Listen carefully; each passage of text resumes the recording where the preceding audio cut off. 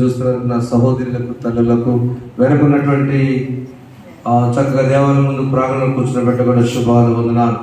ఈ దినము 6వ రోజు, ప్రాముఖ్యమైన రోజు, సృష్టిలో మానవుని చేసిన రోజు. కాబట్టి ఈ ప్రత్యేకమైన దినాన మనమందరము ధ్యానం చేసుకున్న అంశము ఎబ్బేజు ప్రార్థన. చదవబడిన కీర్తనలో ఒక్క మాట మనం ధ్యానం చేసుకుందాం. 94వ కీర్తన. దేవుడు చెప్తుంటే, యెహోవా ప్రతికారం చేయదేవా, ప్రతికారం చేయవా, ప్రకాశింపుము. అంటే లైట్ వెలగాలి. దేవుడు వెలుగై ఉన్నాడు, ఇంకొంచెం నువ్వు చాలా గొప్ప దేవుడు అయ్యా, నువ్వు ప్రకాశించు, ప్రకాశించు, రిఫ్లెక్ట్. లైట్ డల్గా ఉంటే 2 లైట్లు మళ్ళీ పెట్టాను, ప్రకాశించాలి. కాబట్టి దేవుడు కూడా అడగాల్సిందే. ఈ రోజున అనుదినం చేసే ప్రార్థన నిడదనం చెప్పుకున్నాం. ఎన్ని ఉన్నాయి? 7 రకాల ప్రార్థనలో ఈ ప్రార్థన వ్యక్తిగతమైన ప్రార్థన. చూద్దామా? దినవృత్తాంతముల మొదటి గ్రంథం 4వ అధ్యాయము 10వ వచనం చూసినట్లయితే, ఎబ్బేజు ఇశ్రాయేలు దేవుని గురించి మొర్రపెట్టి, చాలా ఇశ్రాయేలు దేవుడి గురించి మొర్ర పెట్టాడు. అది ధ్యానం చేస్తున్నాం. ప్రార్థన. పరిశుద్ధుడా మీకు స్తోత్రాలు తండ్రి. ఎబ్బేజు పెట్టిన మొర్ర మేము ధ్యానం చేయబోతున్నాం. మా మొర్రలు కూడా మీరు వింటారని నమ్ముచు, విశ్వసిస్తూ ఈ యొక్క సందేశాన్ని ధ్యానించుకోబోతున్నాం. ప్రభువా, మాతో మాట్లాడండి, మా బిడ్డను తృప్తిపరచండి. అనేక మంది వీక్షిస్తున్నారు, వారిని కూడా జ్ఞాపకం చేసుకోండి. యేసు నామములో వేడుకొంచున్నాము తండ్రి, ఆమేన్. యెహోవా నా మొరలాలెత్తెను, తన మహాదయను నన్ను కరుణించెను. అహాని తెలది నయనుడనునా దుహాయనేను వని గ్రహించి అనికెను. యెహోవా నా మొరలాలెత్తెను, తన మహాదయను నన్ను కరుణించెను. తన మహాదయను నన్ను కరుణించెను. మీ దగ్గర కీర్తన పుస్తకం తీయండి నాతో సహా. మొర ఆలకించాలంటే ఒక వచనం అందరూ పాడుకోవాలి. ఎన్నో నంబర్ పాట చెప్తండి? 6వ నంబర్ పాటలో ఒక సహోదరుడు లేదా ఒక పెద్ద వ్యక్తి, ఒక మాస్టర్ గారు అనుకుంటా, ఈ పాటకు అర్థం చెప్పారు. ఈ పాటకి ఏమని అర్థం చెప్పారంటే, మదావళము పోలు నామదిన్ తన ప్రదీప్త వాక్యం కుశాలతన్ యథేచ్ఛలన్నిటి కుదించి పాపపు మొదలు నరికి తరిగి చేసి. నేను అర్థం విన్నారు కదా? మదావళం అంటే ఏనుగు. మదావళము పోలు నామదిన్ తన ప్రదీప్త వాక్యం కుశాలతన్ కుదించి పాపపు మొదలు నరికి తరిగి చేసి. యెహోవా నామమును తన మహాదయను. మదవడం అంటే మదమెక్కిన ఏనుగు. నా జీవితంలో పాపం అనేది మదమెక్కిన పరిస్థితుల్లో తన వాక్యాన్ని పంపించి, ఆ వాక్యం ద్వారా యథేచ్ఛ ఆశలన్నీ కుదించి మొదటి నుంచి చివరి వరకు కట్ చేశాడు. చప్పట్లు ఒక్కసారి. ఈ శ్రవణ కాల ధ్యానంలో ఏదైనా మన మనస్సులలో కనుక మదించి నాకేముందలే పాప విషయంలో పట్టించుకోకుండా జీవిస్తున్నప్పుడు మొదలు చివర కూడా కట్ చేసి, అందుకయ్యా నా మొరాలకించక ముందు నన్ను శుద్ధీకరించి ఆపరేషన్ చేసేటప్పుడు కొద్ది ఉంచుతాడు డాక్టర్ గారు, గడ్డని మొత్తం కూడా క్లీన్ చేసి శుభ్రం. బాధపడుతున్నారు కూడా, ఏమో మరగడ్డ అనుకున్న ఆపరేషన్ గంట పట్టింది. అది క్లీన్ చేయడానికి ఈ 40 దినముల యాత్రలో ఎబ్బేజు ప్రార్థన జపం. If you want to see the result oriented prayer, లోపల ఆపరేషన్ జరగాలి, నరికి దరికి చెక్ చేయాలి. అందుకే ఆయన చేసే ప్రార్థన వేదన పుత్రుడు అయిపోయారు. ఎబ్బేజు 9 చదవండి, 4వ అధ్యాయం 9. ఎబ్బేజు ధనము పొందిన వాడేను, వేదన పడి ఇతని కంటిన తల్లి అతనికి ఎబ్బేజును పేరు పెట్టాను. మా అమ్మగారు నాకు పెట్టలేదు అని పేరు. నేను పుట్టినప్పుడు 1972 జనవరి 24, 23 రాత్రి 24 పుట్టానంట. వీడెవడయ్యా బాబు, తల్లి ప్రాణం పోయేటట్టుంది, అప్పుడంతా లేవు కదా, అవునా? చాలా భయంకర పరిస్థితిలో పుట్టాను. వేదన పుట్టింది. మా తాతగారు ఒక పేరు పెట్టాడు, చరాబంది రాజు అంట. వీడికి ఎప్పుడు చెరలేని దీవించాడు ఆయన, ఎందుకో మరి. కానీ ఎప్పుడు రాజే. ప్రైజ్లాడు. ఆమె ఆమె అప్పో సొప్ప బండి లైన్లో ఉంటుంది ఎప్పుడు. రాజే అవును కదా, రాజు అంటారు. రాజు రాజే, కానీ చెరలో నుంచి వచ్చాడు. చరాబంది రాజు ఆయన అంట. ఎప్పుడు చెరలే, కానీ ఆయన పేరు రాజు. ఆల్మోస్ట్ ఆ పరిస్థితి ఉంటుంది. భయం ఉండదు, దిగులు ఉండదు, ఏదో బండి నడుస్తాం. వేదన అంటే అర్థం. ఈ వేదన ఆ తల్లి తాను యొక్క పుట్టినప్పుడు అతనికి వేదన పడి కట్టాను కాబట్టి నేను ఎబ్బేజు. ఈయన ఈ వ్యక్తిగత ప్రార్థనలో 4 రకాలు చేసుకున్నాడు. దేవా బ్లెస్ మీ, నన్ను ఆశీర్వద. మొదటి పదమా, నీవు నన్ను నిత్యంగా. నెంబర్ 1 బ్లెస్ మీ సర్టన్లీ, ఖచ్చితంగా ఆశీర్వదించు. నిశ్చయంగా అంటే చాలు, నిశ్చయంగా నెంబర్ 1 మొట్టమొదటి ఆశీర్వాదం అడిగాడండి అనుదిన ప్రార్థనలో. ఆ మాట అడిగేటప్పుడు ఎందుకు అడగ చూసి తెలుసా, నేను చాలా విలువైనవాడిని, మా తల్లి వేదంలో నన్ను కన్నది. మనిషిని దేవుడు 6వ దినాన్ని చేశాడు. ఈ అంశం 6వ రోజు ఎందుకు పెట్టారు పెద్దవాళ్ళు తెలియదు, కానీ 6వ దినాన మనిషిని చేసి మంచి రూపము. ఆదికాండము 1వ అధ్యాయము 26 చదువుకుంటారు. 27 ఆయన ఏం చేశాడే, తన రూపంలో చేసిన తరువాత 27 చదవండి. తన స్వరూపమందు వారిని సృజించెను. దేవుని మనస్సులో ముందు స్త్రీ ఉంది, స్త్రీని గాను పురుషుని గాను సృజించెను. దేవుడు వారిని ఆశీర్వదించెను. అప్పుడు అవ్వలేదు కదా, చూడండి బైబిల్లో. ఇంకా అప్పటికి అవ్వం రాలేదు కమ్మా. మరేంటిది, ఒక పెద్ద స్కాలర్. ఆయన ఈ వచ్చిన మీద గంట క్లాస్ తీసుకున్నారు. డాక్టర్ వసంతరావు గారు, ఏసీటీసీ ప్రిన్సిపల్ హైదరాబాద్లో మన వేదాంత కళాశాల ఉంది కదా, దాని ప్రిన్సిపల్ గారు ఎప్పుడు క్లాసులు తీసుకోడు. ఇది మాత్రం ఆయన తీసుకోడు. చాక్రీస్ గారికి వచ్చి విమెన్ లిబరేషన్, స్త్రీకి ఉన్న ప్రాధాన్యత ఏంటంటే, దేవుని ప్రణాళికలో దేవుడు ఆదాము ఉన్నాడు, అవ్వ ఉన్నది. కానీ ముందు ఎవరున్నారు తెలుసా, వాని స్త్రీని గాను. బైబిల్ అన్నమాట. 2 బిడ్డలు పుట్టినప్పుడు ఫస్ట్ అబ్బాయి పుడతాడు, తర్వాత పాప పుట్టినప్పుడు ఆ పాప పుట్టగానే ఆ తండ్రి ఆ తల్లి అనుకుంటారు, ముందు అమ్మాయి పెళ్లి చేసేద్దాం అనుకుంటారు. అవునా?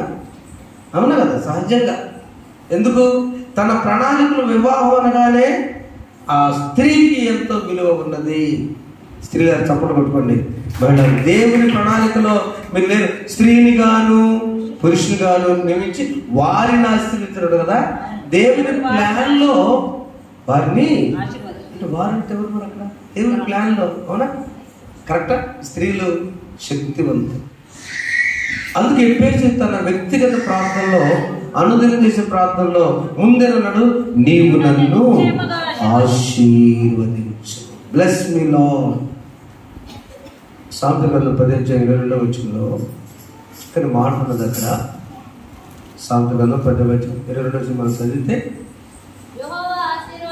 యెహోవా ఆశీర్వాదము ఐశ్వర్యమిచ్చును, నరుల కష్టం చేత. అంతే. యెహోవా ఆశీర్వాదము ఐశ్వర్యము నిచ్చును. ఒక మాట మీకు చెప్తాను, యోసేపు ఐశ్వర్యవంతుడా లేక జాతమా? ఐశ్వర్యవంతుడు కాదు, అన్నదమ్ముల చేత పట్టబడ్డ బానిస జాత. కానీ యోసేపు తన చివరి జీవితం ఐశ్వర్యవంతుడా కాదా? యెహోవా ఆశీర్వాదము ఐశ్వర్యమునిచ్చును. దేవుడు తాను ఊహించని అంత ఐశ్వర్యవంతుడయ్యాడు. ఆ దేశానికి గవర్నర్ అయ్యాడు. ఒక బానిసగా అమ్మబడినటువంటి మామూలు వ్యక్తి దేవుని యందు భక్తి గలవాడు కాబట్టి యోసేపు దేవుడు ఆయన పేరు ఫలించడి కొమ్మ. కాబట్టి ఎబ్బేలు చేసిన మొదటి ప్రార్థన, ప్లీజ్ బ్లెస్ మీ లార్డ్, నన్ను నీవు ఆశీర్వదించయ్యా. మనం కూడా అనుదినం చేసుకోవాలి ప్రార్థన. దేవుడు ఆశీర్వదించకపోతే నన్ను కష్టం, చాలా కష్టం కాదు. చిల్లుకుండా పడతానే పోతానే ఉంటాయి. దేవుడు లేకుండా మనం ఎంత ప్రయాసపడినా కూడా కష్టం పడతా పోతానే ఉంటాం జీవితాంతము.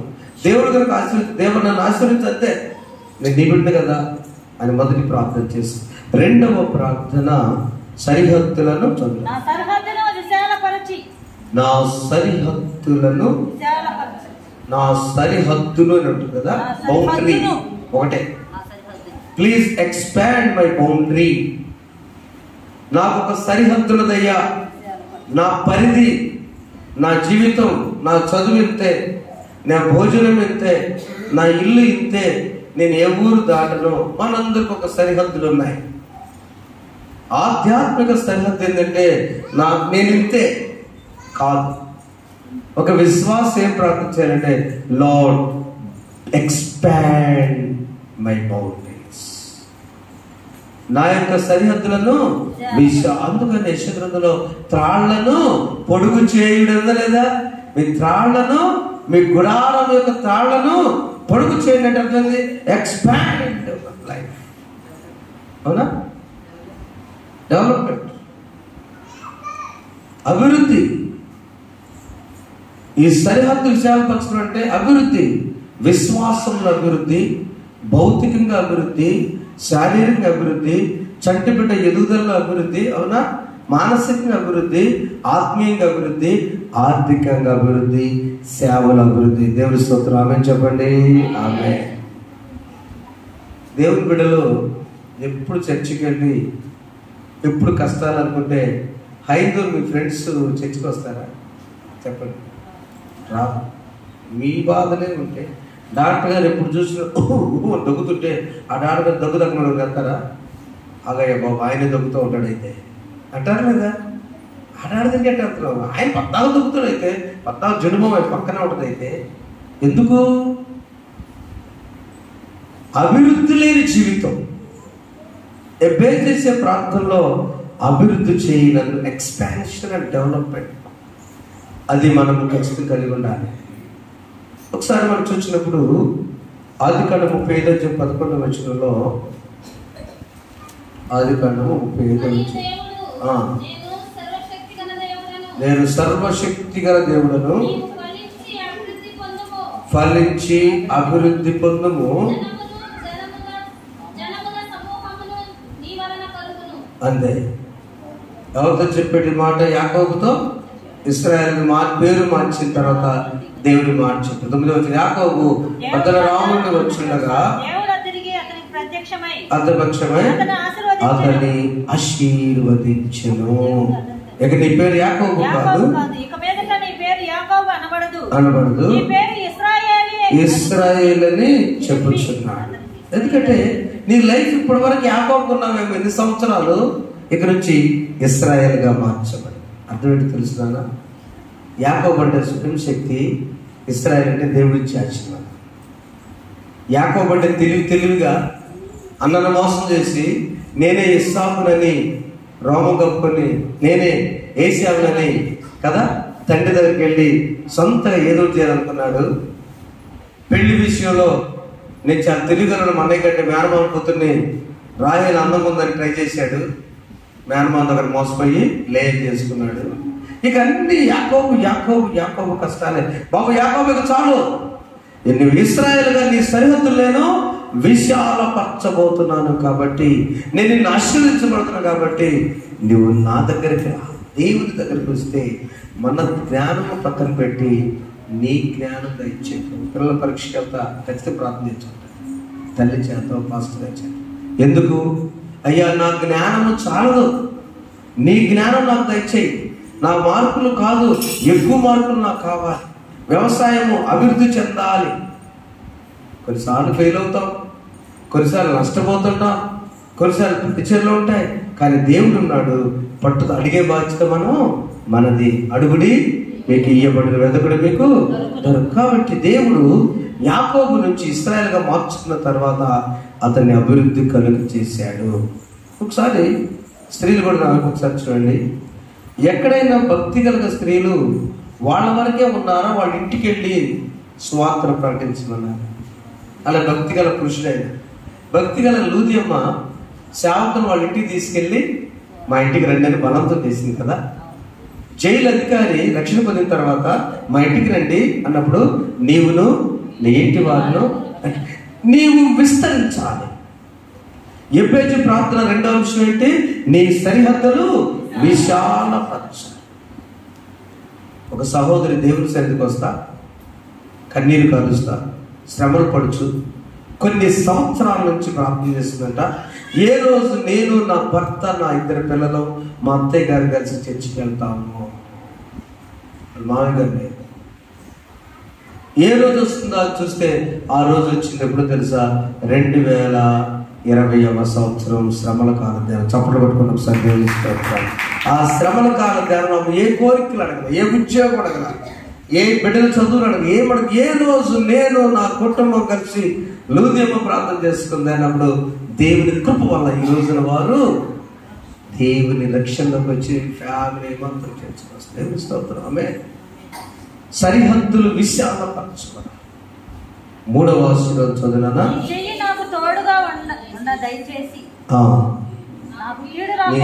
నాకు తోడుగా తోడు ఉండాలి. సహాయం, దేవుని యొక్క సహాయం. మొదటిదేమో బ్లెస్ మీ లార్డ్, నీవు నన్ను ఆశీర్వదించు, నేను చాలా విలువైన నీ బిడ్డనయ్యా, వేదంలో పుట్టాను, మా అమ్మకి నేను చావో బ్రతుకు మధ్య పుట్టాను, నా జన్మ చాలా విలువైంది. మన జన్మ చాలా విలువైంది. 6వ రోజు దేవుడు మానవం చేసి, అది మర్చిపోకండి. అందుకని హాస్పిటల్ నుంచి పిల్లవాడు 6వ రోజున డేంజర్లో ఉంటాడు. తాడు పేడ తెలియదు ఆ రోజే. అందుకు అన్నప్రాస కూడా 6వ నెల వచ్చినప్పుడు 6వ రోజే పెడతారు. 6వ రోజు మానవ దేవుడు చేశాడు. పుట్టిన 6వ రోజు చాలా సైంటిఫికల్గా డేంజర్.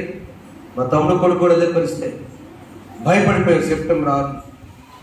అలాంటిది మానవుడికి 6వ రోజు దేవుడు పెట్టుడు చాలా విలువైన జన్మ.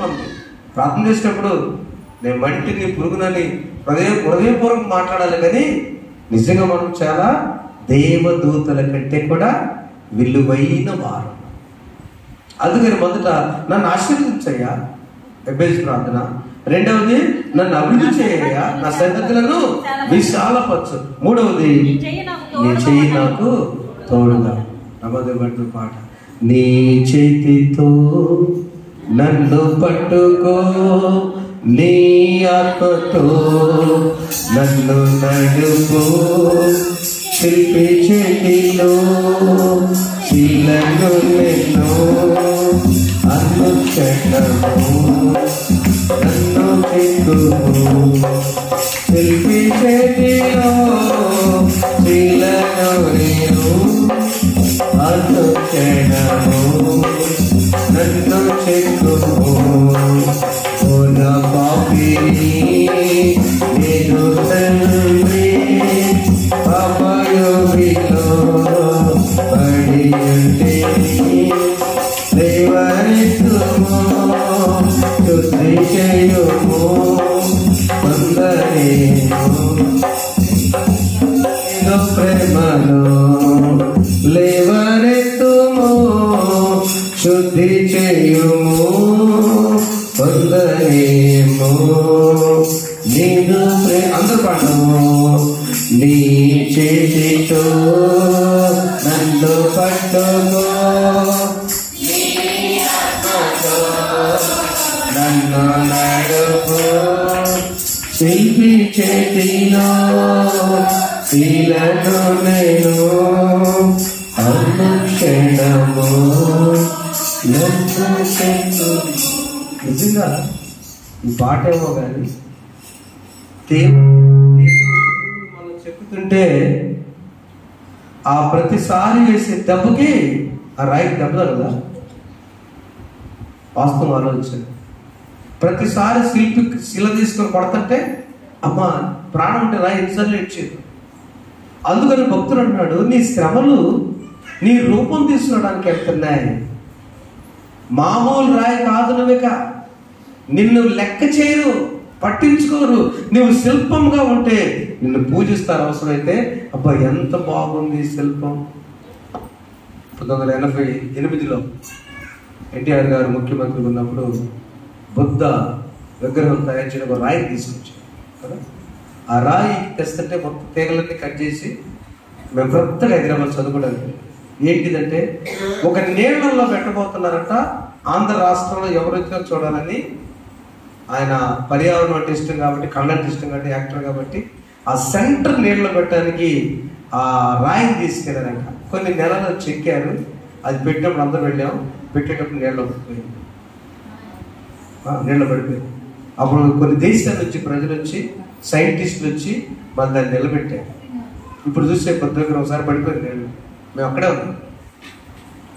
అది అంతకుముందు మామూలు రాయి.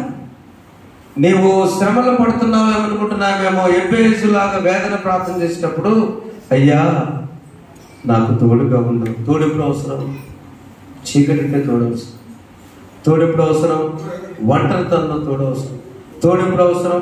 ఇక నాకు ఎవరు ఈ లోకంలో దిక్కులేరు అన్నప్పుడు తోడు అవసరం. తోడెప్పుడు అవసరం? నా వల్ల కాదు ఈ సమస్య, ఎవరు కాదు ప్రార్థన చేసుకోవాలని చూసారా, ఆపరేషన్లోకి వెళ్ళి బయటకు వస్తారు లేదన్నప్పుడు అప్పుడు తోడు అవసరం. తోడు ఎప్పుడు అవసరం?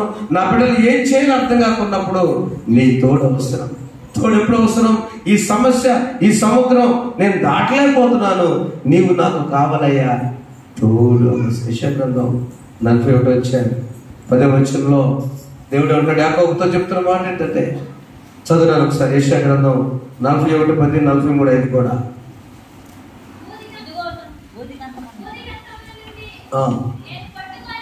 నేను పట్టుకొని నీవు నా దాసుడు మరియు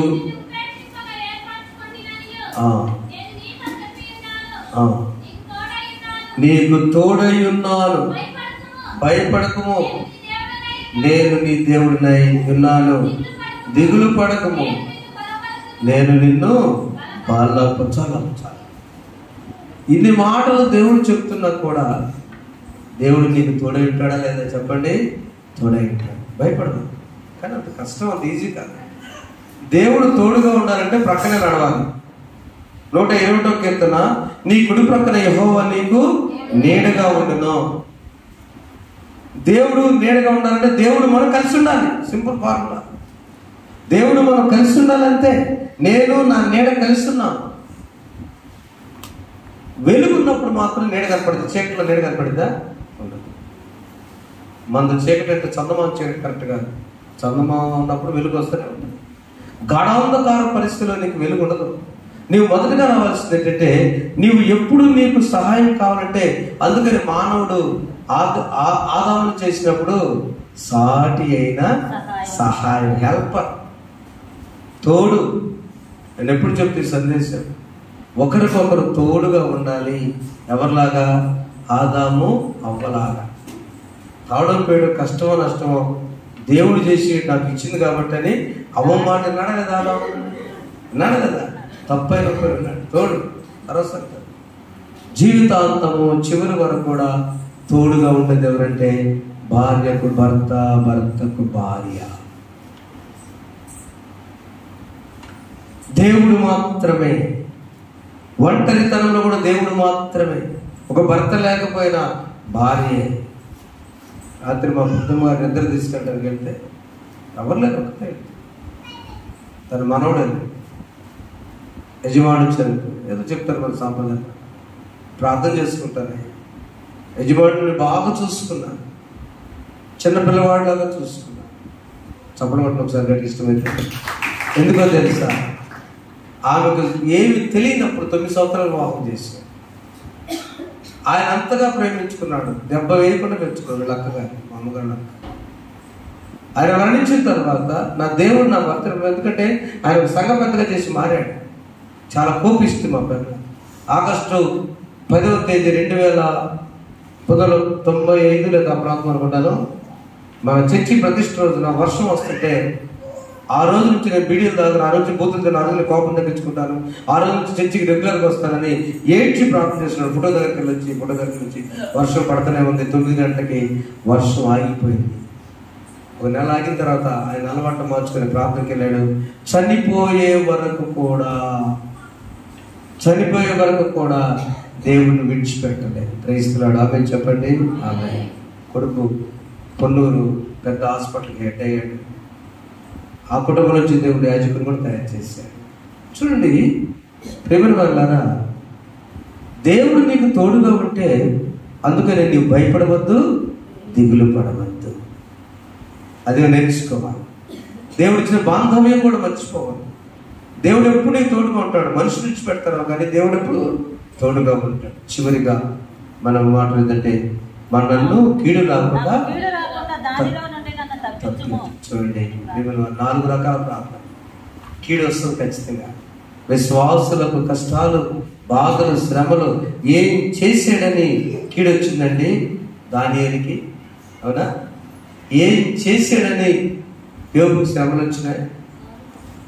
కొడుకులు చచ్చిపోవటం ఏంటి, ఆస్తిపోవటం ఏంటి, ఎందుకు ఇవన్నీ జరిగినాయి? ఏం కాదు. ఆయన చేసే ప్రార్థన, ఎబ్బేసి ప్రార్థన, ఆయన ధైర్యంగా ప్రార్థన చేస్తున్నాడు. అయ్యా నన్ను ఆశీర్వదించు మొదటిగా, రెండవది నన్ను బ్లెస్ మీ లార్డ్, రెండవది నన్ను అభివృద్ధి చెయ్యి. ఈ స్థితి కంటే మరొక స్థితి మనం కూడా, నా బిడ్డలు అభివృద్ధి చేయి ప్రార్థన తప్ప అదేమన్నా కాదు. మన బిడ్డలు దేవుడు ఆశీర్వదించాలని ప్రార్థన చేయాలి. మన బిడ్డలు అభివృద్ధి చెందాలి, ఆధ్యాత్మికంగా, శారీరకంగా, విద్యాపరంగా, ఆర్థిక పరంగా అభివృద్ధి చెందాలని ప్రార్థన చేసుకోవాలి. అబ్రహాం ధనవంతుడు, అబ్రహాం కొడుకు ధనవంతుడు. ఇస్సాకు పుట్టాడు. ఏశావు, యాకోబులు కూడా ధనవంతులుగా వచ్చాడు. ఎక్కడ పేదరికం రాలేదు. అబ్రహాముల ప్రార్థన దేవుడితో ఉన్నాడు. నువ్వు దేవుని బిడ్డ వరకు ఇచ్చినప్పుడు నా సరిహద్దులు విశాలం. మూడవది హెల్ప్, సహాయం కూడా నాకు సహాయం చేయి, నా సహాయం చేయను నాకు తోడుగా. చివరిగా కీర్తన గ్రంథం 91వ కీర్తన 14 కీడు నుండి నన్ను తప్పించు. అతడు నన్ను ప్రేమించున్నాడు కనుక నేనందరూ తప్పించేదను. అతడు నా నామం ఎరిగినవాడు కనుక అంతే. ఎవరతడు? అమ్మగారు చెప్పారు కదా చాలాసార్లు. ఎవరతడు? మహోన్నతుడి చాటున నివసించే దేవుడు. చాటు ఉంటే చాలండి. దేవుడు నీకు కోడెనుకో, దేవుడు కనుక పెద్ద కోడి అనుకుంటే నీవు నీ పిల్లలు ఆ కోడి రెక్కల కింద కప్పబడినట్లయితే మహోన్నతుడి చాటున నివసించేవాడే తప్పించబడతాడు. అక్కడి నుంచి ఇక్కడికి వచ్చేద్దాం. అతడు నన్ను దేవుని ప్రేమిస్తున్నాను, దేవుని నిజంగా ప్రేమిస్తున్నాను. చాలా సంతోషం. చాలా దూర ప్రాంతం పనులకి వెళ్ళి బిడ్డలు టయానికి వస్తున్నారు. మీ కొరకు నేను అక్కడ ఆపాను. మళ్ళీ మనూరులో ప్రార్థన ఆపేసి 8 పెట్టేశాను. నేను తప్ప రాలేదు. నాకేం మధ్యలో జరిగితే అవునా? అంతే కదమ్మా. గేట్ వరకు చేసినారు, 8 పెట్టాను. సరే పాస్టర్ గారండి, నా బిడ్డ దూర ప్రాంతాల్లో వస్తున్నారయ్యా, వారి కోసం సందేశం నుంచాను. ప్రక్కన అమ్మగారు ఎలా ఉన్నారు. ఎన్నో కీడులు మనకు వస్తున్నప్పుడు మనం ఏం ప్రార్థన చేయాలంటే, ఏ కీడు కాకుండా నన్ను తప్పించు. మన కుటుంబం దేవుని కుటుంబంగా ఉండాలి. ఎబ్బేజు ప్రార్థన ఏంటంటే, అయ్యా మా కుటుంబము, దేవా మా కుటుంబము నీకు అంకితం, దేవునికి అంకితమైన కుటుంబంగా, దేవుని సమర్పణ చేసుకునే కుటుంబంగా, ఎవరు ఎటుపోయినా నేను నా ఇంటి వారి యెహోషువ వల్లే నీతోనే ఉంటామని కుటుంబంగా చేసుకున్నప్పుడు 4 ప్రార్థనలు మనం కూడా చేసుకోవచ్చు. మొదటి ప్రార్థన, నీవు నన్ను ఆశీర్వదించు. రెండవ ప్రార్థన, నా సరిహద్దు విషయాలు అంటే నన్ను అభివృద్ధి చేయము. ఆశీర్వాదం, అభివృద్ధి. మూడవది, నాకు తోడు, అభయం, నేనున్నా నీకన్నాడు దేవుడు. 4వది, ఏ కీడు రాకుండా నన్ను తప్పించు. ఆపదలు వస్తే నన్ను తప్పిన ఆల నేర్చుకుంది ఏంటో ఆశీర్వాదం, అభివృద్ధి. మూడవది అభయం, అంతేనా? చూడండి, నాలుగవది ఆపద నుంచి తప్పించు. ఈ మాటలు నిర్మించినప్పుడు మన కుటుంబాలు ఆశీర్వాదం. 144వ కీర్తన 2వ వచనంలో అందరూ చేయండి, ఆశీర్వాద కుటుంబగా మనం ప్రార్థన చేసుకుని ఇంటికి వెళ్ళి బేజు ప్రార్థన. శిలువపై వేలాడుతున్న యేసయ్య మనందరూ ఆశీర్వదించాలని, మన పాపం నుంచి తప్పించాలని, మనకు తోడుగా ఉండాలని. అయ్యో నీ వల్ల కాదు పాపం పోవటం, నేను నీకు తోడుగా ఉంటానని ప్రభువు శిలువ పైన కార్యం చేసింది నీకోసమే కదా. చూడు 40, నా కోట, నా దుర్గము, నన్ను తప్పించువాడు, నా కేడము, నేను ఆశ్రయించువాడు. చాలా చాలా ఎవరైనా రాజు, ఆయన నా కోట, ఆయన వేళ పోరాటం చేస్తాడు. కృపానిధి, నా దుర్గము, ప్రహరీ ఆయనే. నన్ను తప్పించేవాడు నా రాజు, యేసురాజు. శిలువపైన యేసురాజు. ఎబ్బేజు ప్రార్థనలో నేను చేస్తున్నానంటే నాకు నువ్వు ఉన్నావు కదయ్యా అని మనం ప్రార్థన చేస్తున్నాం. అందరు లేచి పడదామా? మన కుటుంబాలు దేవునికి అంకితమైన సమర్పణ కుటుంబాలు 4 ప్రార్థన చేస్తున్నాం. దేవా మా కుటుంబము నీ సేవకే అంకితము. దేవా మా కుటుంబము నీ సేవకే అంకితము. ఈ శాపలోకానా నీ సాక్షులుగా నిలువా, నీ ఆత్మతో నింపవా, నీ ఆత్మతో నింపవా. జీవా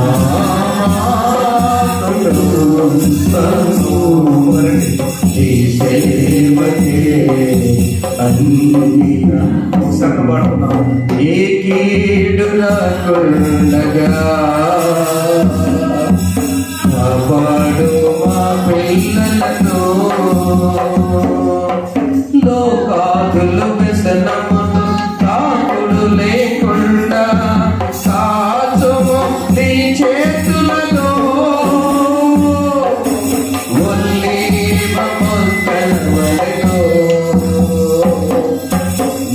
శాంతిగలను పోలి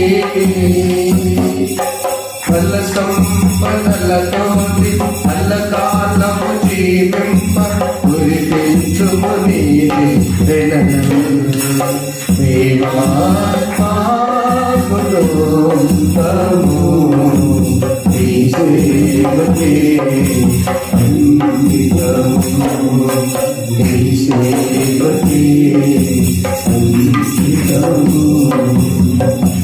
ఒక్క ప్రార్థన చేసుకుంటాం. అనుదినం చేసే పేరు ప్రార్థన. వేదన ఆయన పేరే వేదన కావచ్చు, కానీ నా జన్మ ఈ శ్రమలు ఏంటి ప్రభు అనుకోవద్దు. వేదనలోనే ఆశీర్వాదాన్ని అడిగాడు ఆయన. నా సరిహద్దు విశాలపరచండి, నీ భక్తి జీవితం విశాలపరచు ప్రార్థన చేస్తాను. నీ కుటుంబం దీవించబడాలి ప్రార్థన చేస్తాను. ఉన్న భక్తి కాదు, నీ ప్రార్థన, నీ వాక్యం పెరగాలి, నీ దేవుడికి ఇష్టం పెరగాలి, నీ చదువులు పెరగాలి, నీ వ్యవసాయం, నీ వ్యాపారం పెరగాలి. ప్రభుని అడుగుతాం. ఆయన సరిహద్దు విశాలపరచండి, నీకు తోడుగా ఉంటాడు. నువ్వు ఎటు వెళ్తాడు వెళ్తాడు, వస్తాడు, నీడలాగా వస్తాడు ఆయన. సింహాల గుహలో దానిని తోడున్న దేవుడే మన తోడుగా ఉండడా? అయ్యా కీడు రాకుండా తప్పించిన ఆయన పరిశుద్ధాన్ని కొందా. ఈ బేజు ప్రార్థన. శిలువపై వేలాడుతున్న యేసయ్య నువ్వు రాజువి, మా కోట, మా దుర్గ, సమస్త నీవే కదా ప్రభు. కుటుంబంలో ఆధ్యాత్మికత విస్తరించాలి. యేసు నామమున ప్రతి కుటుంబం ఆశీర్వదించబడును గాక. యేసు నామమున ప్రతి కుటుంబం సరిహద్దు విశాలపరచబడును గాక. యేసు నామమున ప్రతి కుటుంబం నీవు తోడైందువు గాక. యేసు నామమున ప్రతి కీడు తప్పించబడును గాక. ప్రతి పరిస్థితి నా బిడ్డలు దయచి ఎప్పుడు ప్రార్థన ప్రతిరోజు ప్రతి కుటుంబంలో ఉండేది దయచి. వీళ్ళు ఎగ్జామ్స్ రాస్తున్నారు, పరీక్షలకు విజయం దయచి. ప్రయాణమై ఆటోల్లో వాహనాలు వెళుతున్న క్షేమం దయచి. వృద్ధాపులను బిడ్డకు ఆరోగ్యం దయచి. చంటి బిడ్డ తల్లు, గర్భిణీ స్త్రీలు, సంతగా ఎదురు చూస్తున్నారని జ్ఞాపకం చేస్తాం. ప్రపంచవ్యాప్తంగా సిలువ ధ్యానాన్ని ఆశీర్వదించాం. మేము దినదినము నీలో వర్ధిల్లుతూ విస్తరిస్తూ ఆశ్రయించబడే వారికి చేయండి. యేసు నామములో వేడుకుంటున్నాం తండ్రి, ఆమేన్. పరలోకమందున్న మా తండ్రి, నీ నామం పరిశుద్ధపరచబడుగాక, నీ రాజ్యం వచ్చుగాక, నీ చిత్తము పరలోకమందు నెరవేర్చున్నట్లు భూమి యందును నెరవేరుగాక. మాకు దయచేయండి. మేము చేసిన వారు మేము క్షమించిన ప్రకారం అపరాధం క్షమించు. మమ్మల్ని తప్పించు. రాజ్యము, శక్తియు, మహిమయు నిరంతరం నీవేంటది. ఆమేన్. మన తండ్రి దేవుని ప్రేమ, ప్రభువైన యేసుక్రీస్తు వారి పరిశుద్ధాత్మ కన్యక సహవాసం ఇప్పుడు ఎల్లప్పుడూ సదాకాలం మీకు మీ కుటుంబాన్ని ఇక్కడ సమస్తం తోడండి. ఎఫెసు ప్రార్థన వలె మీ ప్రార్థన ఫలింపచేయును గాక. ఆమేన్. రాజులకు రాజైన మనమికుని పూజ చేయుటకు రండి. ఈ జయశాలి కన్నా మనకింక రాజవరము లేదని. రాజులకు రాజైన మనమికుని పూజ చేయుటకు రండి.